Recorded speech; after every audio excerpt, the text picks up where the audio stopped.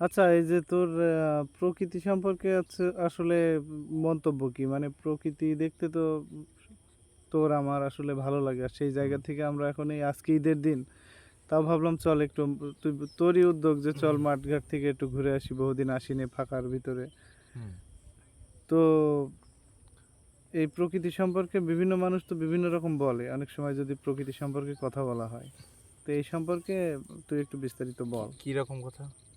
ওই যেমন অনেকে বলে না যে ও খেয়ে দেয়ে কাজ নেই, ওই প্রকৃতি দেখে বেড়াই, প্রকৃতি দেখলে কি আর পেটে ভাত যায়, এরকম কিছু হ্যাঁ, মন্তব্য বুঝতে অনেকে পারছি। করে। দেখা আমরা যাচ্ছে ছবি দিই যখন, প্রকৃতি সম্পর্কে লিখি যখন, এই হুম, সম্পর্কে একটু তুই আচ্ছা, গুছিয়ে আচ্ছা। বল।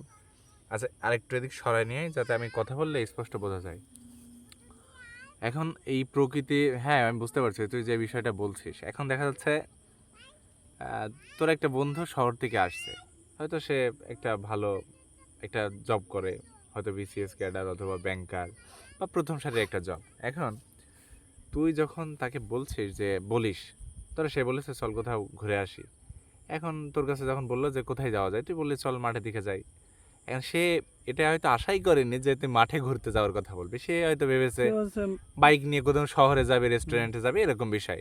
মাঠে আবার কি দেখবো, মাঠে আবার কি অনেকে দেখ, আছে এরকম। হ্যাঁ, হুম, মাঠে আবার কি দেখবো। এবার দেখা যাচ্ছে ও এরকম একটা কটাক্ষ করে বলে যে ধরো তুই বলছিস যে চল মাঠ থেকে ঘুরে আসি, বা আমার এই সবুজ মাঠ খুবই ভালো লাগে, বা প্রকৃতি দেখতে খুবই ভালো লাগে। ও তখন বলে হ্যাঁ, যে এত সময় পাস কই, বা এইসব আবেগ দিয়ে কি জীবন চলে, আসলে এসব আবেগ দিয়ে আসলে কিছু হয় না। তো এরকম কটাক্ষ করে হয়তো অনেকে বলে। তো এই উদ্দেশ্য যে, এটাই তো প্রশ্ন ছিল নাকি? হ্যাঁ, হ্যাঁ, এরকমই আচ্ছা, ব্যাপারটা। এখন একটা নর্মাল উদাহরণ দিই, সেটা হয়তো বুঝতে পারবি। ধর তুই গ্রামে বসবাস করিস, এখন হুম, মধ্যম টাইপের একটা পেশাতে যুক্ত আছিস। এখন তুই প্রতিদিন বিকালের একটা নির্দিষ্ট সময় মাঠে আসিস, সবুজ মাঠ দেখিস, অথবা এই সূর্য ডোবা দেখিস। এখন তোর প্রতিদিন একটা রিল্যাক্সিং লাগে, তুই নিজের কাছে সন্তুষ্ট।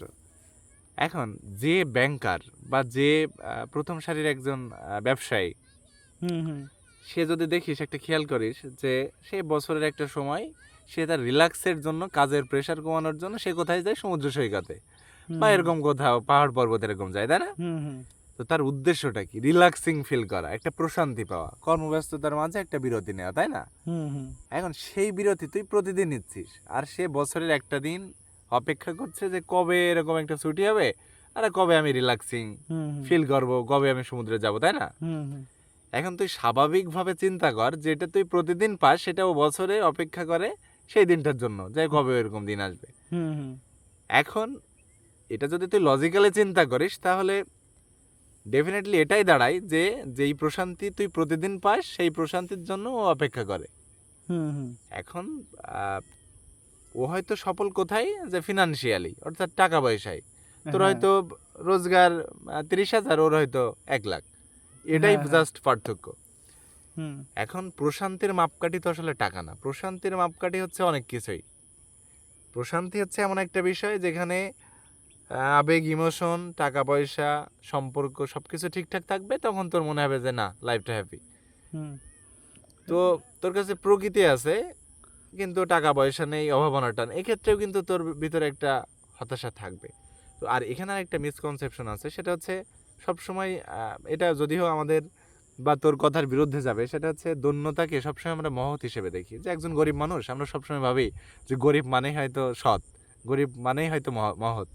আবার যার টাকা পয়সা আছে, সবসময় এরকম একটা টেন্ডেন্সি তৈরি হয় যে টাকা পয়সা আছে, ও হয়তো অসৎ পথে আয় করেছে, বা ও হয়তো সুখী নেই, এরকম। তবে এই চিন্তাটাও ঠিক না। তবে এই কথাগুলো বলার উদ্দেশ্য হচ্ছে ওই ব্যক্তিটার, যে আসলে তোকে কটাক্ষ করার জন্য প্রকৃতির বিরুদ্ধে কথা বলে। তো এই যে আমার মনে হয় যে ব্যাপারটা এরকমই আর কি। আসলে কি আরো একটা ব্যাপার হচ্ছে প্রকৃতির সাথে প্রেম, এটা আসলে সবার কিন্তু হয় না। হ্যাঁ, এর হ্যাঁ, জন্য এটাও আলাদা একটা, একটা মন থাকা লাগবে। হ্যাঁ, এটা আলাদা, এ আর অবশ্যই। প্রকৃতির মাঝে যেমন আমার একটা মানে কথা মনে পড়লো, একদিন আমি একজনকে রাত্রে, খুব সুন্দর জ্যোৎস্না, হুম, তো এত সুন্দর লাগছে চারিপাশটা একেবারে, মানে ঝলমল করছে, মনে হচ্ছে জানি, মানে সে এক অপরূপ তার মানে আচ্ছা, আমি বর্ণনা করে পারছি না। তো তারে ফোন দিয়ে বললাম দেখো আজকে অনেক সুন্দর জ্যোৎস্না, বা চাঁদটা অনেক সুন্দর লাগছে। তো সে বলল চাঁদ তো প্রতিদিনই ওঠে, চাঁদ দেখার কি আছে। হ্যাঁ, এটাই। আসলে সেই উপলব্ধি কিন্তু তার ভিতরে নেই। না সেটা তো অবশ্যই। সেজন্য আসলে সে ওই ফিলটা পাবে না। তো এখানে আইনস্টাইনের একটা কথা আমার খুবই মনে পড়ে, সেটা হচ্ছে আইনস্টাইনের এরকম একটা কথা আছে যে জ্ঞান কি কল্পনা জ্ঞানের থেকে শক্তিশালী। তো এই কথাটা যখন আমি একটু ছোট ছিলাম তখন আমার মনে হতো যে জ্ঞান নিয়ে এত হচ্ছে অ্যাপ্রিসিয়েট করা হয়, তো কিভাবে কল্পনা জ্ঞানের থেকে বেশি শক্তিশালী হতে পারে। তো আমার মনে হয়েছে যে যত সৃষ্টি, যত মনুষ্যত্ববোধ জাগ্রত হওয়ার পিছনে হচ্ছে কল্পনা। যখন একজন বৃদ্ধ মানুষ রৌদ্রের মধ্যে কাজ করছে, এখন তুই মায়াবোধ তখন হবে যখন তোর কল্পনায় তুই ওই জায়গাতে নিজের কষ্টটা উপলব্ধি করবি। হুম, হুম। তো এই কারণে আসলে ওই যে সকল মানুষ এগুলো পছন্দ করে না, তাদের ওই কল্পনা মন একটা জায়গায় আবদ্ধ, ওই কল্পনা শক্তি তারা কম। হয় পেশা টাকা পয়সা এর ভিতরে আবদ্ধ করে ফেলে, তারা হুম। আসলে বাহ্যিকভাবে সেটা খেয়ালই করে না। ধরো তুই একটা সুন্দর একটা বাসা করছিস, কেউ একজন গাছগাছালি দিয়ে সুন্দর একটা ডেকোরেশন করছে, হুম। কারোর কাছে এইটা মনে হবে যে এ শালা কি পাগল, এতে এত টাকা পয়সা নষ্ট করার সামনে কি দুইটা আছে। দোকান করতো, হ্যাঁ এটা সেটা। কয়টা মুরগির ঘর করতো, তো এটা আসলে ফিনান্সিয়ালি পার্থক্য। উপকার হতো, তো এটা এরকমও আসলে কল্পনা করে কিন্তু অনেকে। হ্যাঁ, তো এটা আসলে পার্থক্য। তো যাই হোক, একটা এই ভিডিওটা রেকর্ড করছিস ভালো, এবং আমার মনে হয় যে মাঝে মাঝে যখন আমরা পরবর্তীতে বসবো, এরকম কোনো কোনো বিষয় নিয়ে আমরা আসলে ভিডিও রেকর্ড করার ট্রাই করব।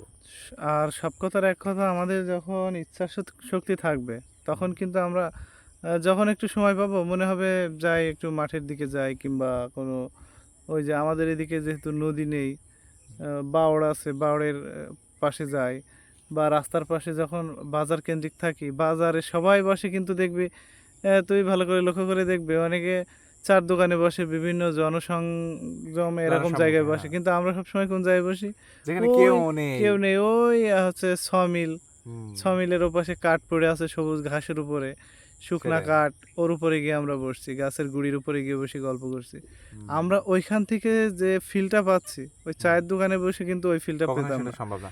আমরা ওই যে অল্প সময় পাচ্ছি, কিন্তু আমরা কিন্তু ওই সময়ের ভিতরে 5 মিনিটের জন্য হলে ওই সময় বের করে নিচ্ছি। যেমন হ্যাঁ, একজন নেশাখোর, যারা বিভিন্ন নেশা করে, তারা যত কাজই থাকুক, তারা একটা সময় বের করে ঠিকই ওই নেশার নেশাটা দিকে করে। ছুটে যায়। তো ঠিক এই প্রকৃতির সাথে ভালোবাসা বা সম্পর্কটা এক ধরনের নেশার মতো। হুম, সেটাই। তো এই কারণে আসলে মানুষের কি কি জাজ করলে এটা আমার মনে হয় যে সেটা খুব বেশি গুরুত্ব দেওয়া দরকার না। তবে হ্যাঁ, আরেকটা সেটা এই এই যে আমরা এই কথাটা বলি, কে কি জাজ করলো এটা আমাদের দেখার বিষয় না, বা তবে এটা হ্যাঁ, এই কথা তখন ঠিক আছে যখন সেটা পজিটিভ কিছু। পজিটিভ, হ্যাঁ, কারণ নেগেটিভ কিছুর পিছনে কিন্তু এই কথাটা মানে হুম। অনায়াসে বলা যায় না, আর বলা আমার ঠিকও আমার না। আর এই কথা প্রসঙ্গে একটা চমৎকার একটা অভিজ্ঞতার কথা শেয়ার করতে ইচ্ছা করছে যে আমি একসময়, তুই তো জানিস যে ফটোগ্রাফি খুব আমার ভালো লাগে। হুম। তো আমি একটা ম্যাক্রো লেন্স কিনছিলাম। ম্যাক্রো লেন্সের কাজটা হচ্ছে এরকম যে ছোট আমরা যেটা জিনিসকে হ্যাঁ, আমরা যেটা আসলে খালি চোখে ওরকম দেখতে পারি না, সেটা বড় করে দেখা। সেই ম্যাক্রো লেন্সে দেখা যাচ্ছে আমি একটা পোকার ছবি উঠাচ্ছি, বা সকালে দেখা যাচ্ছে একটা শিশিরের আম, ফোঁটা ধানের হচ্ছে একদম আগায় লেগে আছে, হুম, ঝরে যাবে এরকম একটা বিষয়। হুম, হুম, তো আমার কাছে এটা মনে হচ্ছে যে খুব চমৎকার একটা বিষয়। হুম, হুম, এটার জন্য আমি অপেক্ষাও করছি যে কোথায় এরকম একটা সিন আছে। হুম, হুম, এখন আমারই গ্রামের এক কি বলবো মহাজ্ঞানী, এখন সেই মানুষ আমার হচ্ছে তার সাথে যখন দেখা হয়েছে যে খোকা কবে আসলে, তাই বললাম চাচা এই তো গতকাল। তারপর দেখলাম ফেসবুকে, দেখলাম যে তুমি পোকামাকড়ের ছবি তুলে বেড়াও। তোমার এই কথা শুনে আসলে আমার মনে হলো ওকে বোঝানোর তো আসলে কিছু নেই, বা ও বুঝবেও না। ও তো তো সেই বললাম ফিল পাবে না আসলে। হ্যাঁ, তখন আমি বললাম যে হ্যাঁ চাচা, একটু তোলা হয় আর কি। তো যাই হোক, ভিডিওটা বড় হয়ে যাচ্ছে কি, কয় মিনিট হয়েছে? হ্যাঁ, 9 মিনিট 29 সেকেন্ড। আহ, তো আসলে কিছু কথা আছে আসলে শেষ, শেষ মানে হয় না অনেক একটা কিছু কথা, মনে হচ্ছে আলোচনা উঠলে সেটা বলি। শেষ হয় না। ওই আরেক জীবনানন্দ দাশ হুম, নাকি ওই যে ইয়ে কবিতাটা আমি মনে করতে পারছি না, ওই যে বলছে কি? যে আমরা অনেক কিছু খুঁজে বেড়াই, যে আমার বাড়ির পাশে দেখা হয়নি এই ও ঘাসের আচ্ছা আচ্ছা, উপরে হ্যাঁ, শিশির বিন্দু, এই এই আচ্ছা, এইটা বিষয়টা কিন্তু ওইরকমই। অনেকে ওই হ্যাঁ, যে তুই তখন বললি কুয়াকাটায় যাচ্ছে, কুয়াকাটা সমুদ্র যাচ্ছে এখানে সৈকতে সেখানে যাচ্ছে, যাচ্ছে। কিন্তু আমাদের বাড়ির পাশেই কিন্তু এমনও কিছু আছে যেগুলো ওই যে ম্যাক্রো লেন্সেতে যখন ছবি তুলে দেখছিস তখন মনে হচ্ছে বোঝা যাচ্ছে আসলেই যে তো এত সুন্দর। আমরা বইয়ে বা টিভিতে যখন দেখি হুম। খুব ভালো লাগে। আর ইদানিং আমার আর একটা বিষয় খুব হয় যে ওই যে একটা কথা এরকম আছে যে প্রকৃতিই মানুষের জীবনের শ্রেষ্ঠ শিক্ষক। তো এই কথাটা হুম, আমি এখন বুঝি যে যেরকম তুই ওই গতদিন আমরা যখন ওই বাহাদুরপুর বাওড়ে গেছিলাম, তো ওই হাঁস পানিতে ভাসছে।